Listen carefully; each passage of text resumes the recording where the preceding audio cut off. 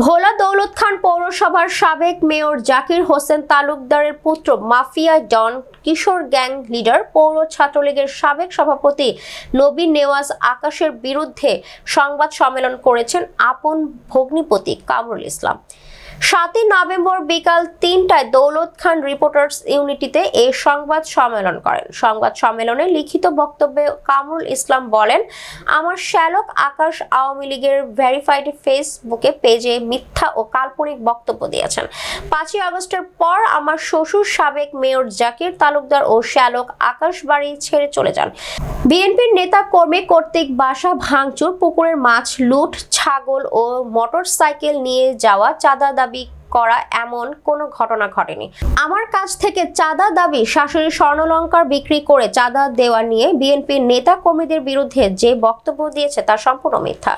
জননন্দিত নেতা সাবেক এমপি হাফিজ ইব্রাহিমকে নিয়ে যে বক্তব্য দিয়েছে তা সম্পূর্ণ মিথ্যা ও ভিত্তিহীন। আমার শ্যালক নবী নেওয়াজ আকাশের মিথ্যা ও ভিত্তিহীন বক্তব্যের তীব্র নিন্দা ও প্রতিবাদ জানাচ্ছে। সাংবাদিক ভাইরা, আসসালামু আলাইকুম। গতকাল 16 নভেম্বর 2024 রোজ শনিবার বাংলাদেশ আওয়ামী লীগের ফেসবুক পেজে এক টক শোতে ছাত্রলীগের সাবেক পৌর সভাপতি নবী নেওয়াজ আকাশ যে বক্তব্য রাখেন, আমি তার মিথ্যা বক্তব্যের তীব্র প্রতিবাদ ও নিন্দা জানাই। প্রিয় সাংবাদিকবৃন্দ, 5ই আগস্টের পর দৌলত খান পৌরসভার মেয়র জনাব জাকির হোসেন তালুকদার ও তার একমাত্র পুত্র নবী নেওয়াজ আকাশ বাড়ি থেকে চলে যায়। আমি দৃঢ় চিত্তে আপনাদেরকে জানাচ্ছি যে মেয়র ও তার পুত্রের অনুপস্থিতিতে তার বাসায় বিএনপি কর্তৃক বা বিএনপির কোনো নেতাকর্মী ভাঙচুর, লুটপাট, ছাগল নিয়ে যাওয়া বা পুকুরে মাছ নিয়ে যাওয়া বা চাঁদা নেওয়া অথবা আমার কাছ থেকে চাঁদা নেওয়া বা চাঁদা দাবি করা এমন কোনো ঘটনা ঘটেনি।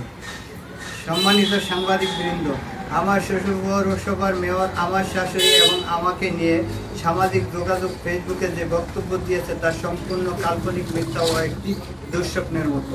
প্রিয় সাংবাদিক ভাইয়েরা, আওয়ামী লীগের নেতাকর্মীদের হত্যার ও মারপিটের উদ্দেশ্যে সাবেক এমপি হাফিজ ইব্রাহিমের বিরুদ্ধে দেওয়া তার বক্তব্য সম্পূর্ণ মিথ্যা। দৌলত খান ও দৌলত খান শহরে মাইকিংয়ের মাধ্যমে প্রচারণার ঘটনা ঘটে।